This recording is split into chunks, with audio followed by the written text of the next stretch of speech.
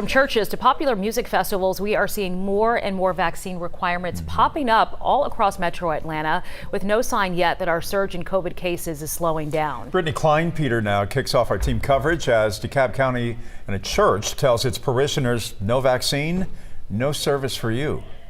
Atlanta alone has more than half a dozen mega churches, some of them averaging more than 10,000 parishioners on any given Sunday. Those high numbers, combined with the spread of the Delta variant, are now prompting some faith centers to take extra safety steps. We are not apologizing for being the most conservative and the most cautious during this period. Piney Grove Baptist Church in DeKalb County says it's requiring worshipers to sign a waiver, get their temperature checked, and show proof of vaccination before attending in-person services. We said we were going to follow the science, not our emotions. Everybody wanted to come to church, but we were going to follow the science, and we did just that. The church has about 3,000 active members, 5,000 total, and staff say they began requiring proof of vaccination several weeks ago. And they're not the only faith centers enacting COVID-19 protocols. Mount Ephraim Baptist Church in Bankhead is also asking to see vaccine cards. And all of the other churches seen here are recommending or requiring masks and temperature checks.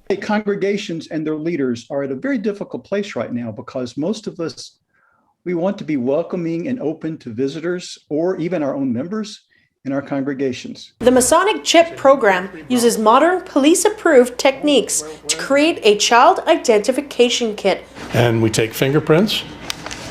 We also provide them with a swab for getting a DNA swab. Remove the sample container and place in the holder on trolley 1. Undo the sample container. Next, it's time to do your swabbing. We need a deep swab of both your throat and your nose, just using one swab. So the idea is to get the cotton tip at the end on both tonsils and then right to the back of your nose. So first of all, the swab goes into your throat.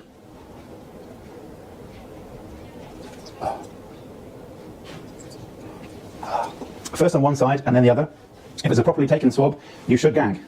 Next, it's time to swab your nose. So the swab goes into the bottom of the nose and is pushed back as far as it can go until you hit resistance, and then turned around, and then removed. And then the same with the other nostril, right to the back of the nose until resistance is felt, and then turned around. It's normal for you to tear up at this point. And we also provide them with imprint where they can get an imprint of the child's teeth. So not only does it provide DNA as well as a swab, but it is also a source if you were using tracking dogs to provide a scent for the child.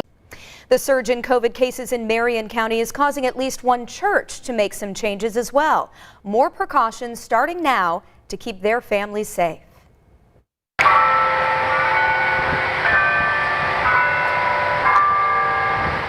Protecting the flock is part of any church's mission, and with COVID cases rising in Marion County, Christ Church Cathedral on the Circle has decided to go back to pandemic protocols to slow the spread and protect people, including children, who are not vaccinated. Seeing the upward trends, seeing the positive test rate increase, seeing the numbers go up, and for us, that was a concern. I mean, our primary obligation as a church is to do no harm, to preserve the health and safety of our people. Many of our members are vaccinated, but we're doing this as an extra precaution. So as of Wednesday, capacity lowered to 75%. These have been on the entire time. With every other pew roped off for social distancing. Masks are required indoors at all times, and small group meetings will move online or outdoors. Also changing,